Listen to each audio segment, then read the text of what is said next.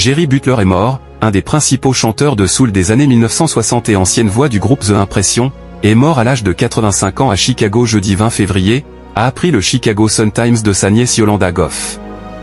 Connu pour sa voix de baryton, il est l'auteur de succès, tels que For Your Pursue Love, Only the Strong Survive et Make It Easy on Yourself et était surnommé Jerry, aisément, Butler pour son style discret, Jerry Butler, à Cleveland, États-Unis, en novembre 2011.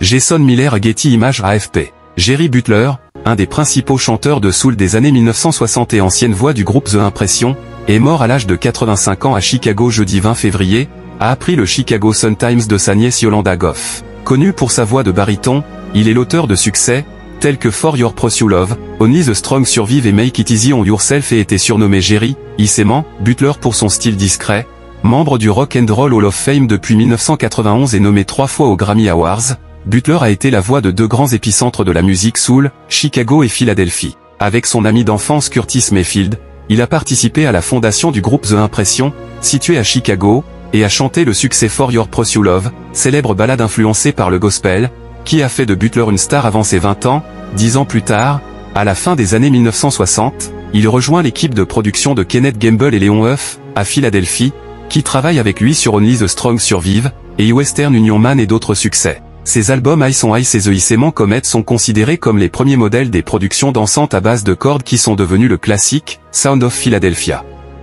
Il est fils de métayers du Mississippi qui se sont installés à Chicago quand il avait 3 ans, dans le cadre de la « Grande Migration » des Noirs hors du Sud à cette époque. Enfant, il aimait toutes sortes de musique et a été repéré par un ami qui lui a suggéré de se rendre dans un lieu de culte local, la Traveling Soul Spiritualist Church présidée par un révérend dont le petit-fils, Curtis Mayfield, devint rapidement un de ses amis proches et l'une de ses premières prestations en solo a été la reprise, en 1961, de Moon River, le thème de Diamant sur canapé. Butler est le premier interprète à atteindre les charts avec ce qui est devenu un standard de la pop, mais Moon River sera associé à Andy Williams après que le chanteur a été choisi pour l'interpréter lors de la cérémonie des Oscars.